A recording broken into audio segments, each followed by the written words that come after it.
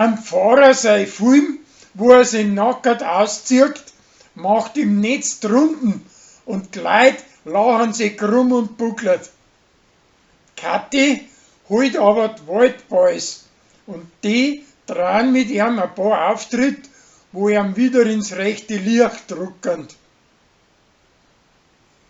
Ein Gregor, seine preisische Stieftochter, kommt ins Spital, weil's mit der Tina, seinem Bruder, zusammen ein Rauschgift gefressen hat.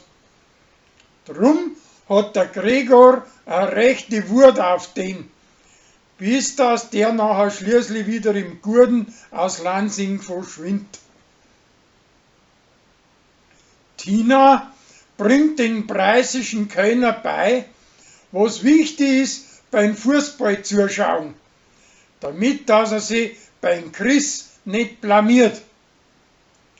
Er blamiert sich aber doppelt, weil er nachher schließlich gar nicht weiß, wann das überhaupt als Halbfinale ist.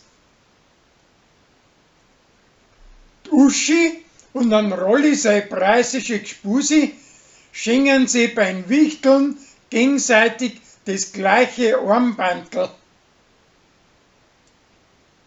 Der Lorenz möchte seinen Hof nicht verkaufen, sondern eine Stiftung draus machen, wo er selber nur zeitweise drin hausen darf. Der Hubert möchte auf sein Navi seine eigene Stimme hören und redet, als wir in einem Cowboy-Film. Das kommt ihm aber nachher da recht deppert für und drum lasst es wieder bleiben. Die Feuerwehr macht ein Wettschießen mit dem Fußball und der Severin trifft am besseren. Und so kommen schließlich für einen guten Zweck runde 5.000 € zusammen, die wo zum größeren Teil der Preis spendiert hat. Der Michi kommt von die Army zurück und findet außer, dass in seiner Werkstatt krumme Geschäfte gelaufen sind.